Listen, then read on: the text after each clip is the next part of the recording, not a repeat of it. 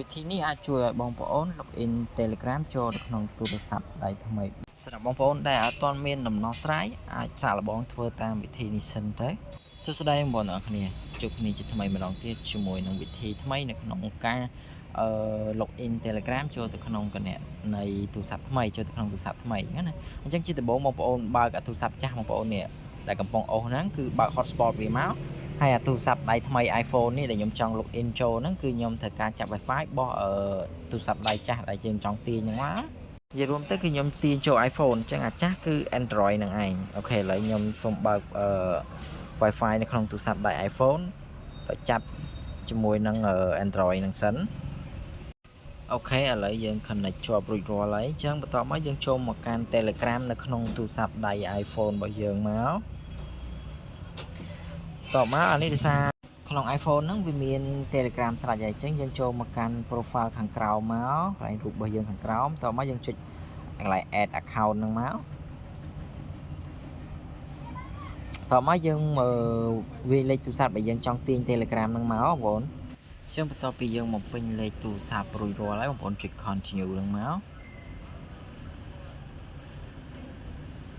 តើបើយើងចុច continue ហើយយើងធ្វើការរងចាំតិចបងប្អូនវាកំពុងតែដំណើរការទៅហើយអានេះយូរតិចអាចដោយសារអ៊ីនធឺណិតរបស់យើងវា slow អញ្ចឹងណាអញ្ចឹងកន្លែងនេះវាផ្ញើលេខកូដទៅ email ដែលយើងធ្លាប់បានដាក់ជាមួយនឹង Telegram ដែលយើងបង្កើតពីមុនមកហ្នឹងគឺយើងដាក់ Telegram តែកន្លែងនេះយើងមិនចាំបាច់ចូលទៅមើល email ដែលលេខកូដដែលក្រុមហ៊ុនផ្ញើមកកាន់ email ទេបងប្អូនចុចកន្លែង sign in with Apple ហ្នឹងមកអាខ្មៅខាងក្រោមហ្នឹងបងប្អូនចុចទៅវាមកហើយយើងចុចកន្លែង setting បន្តិចទៅតោះមកយើងចេញមកវិញមកណាបងប្អូនយើងចុចចេញមកវិញមកយើងចុចខ្វែង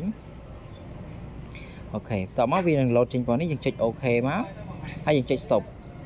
អញ្ចឹងយើងវាយលេខទូរស័ព្ទរបស់យើងម្ដងទៀតទៅអញ្ចឹងមកថាយើងចុច back ចេញមកវិញហើយយើងវាយលេខទូរស័ព្ទយើងម្ដងទៀតអញ្ចឹងបងប្អូនអញ្ចឹងយើងចុច continue មកតោះមក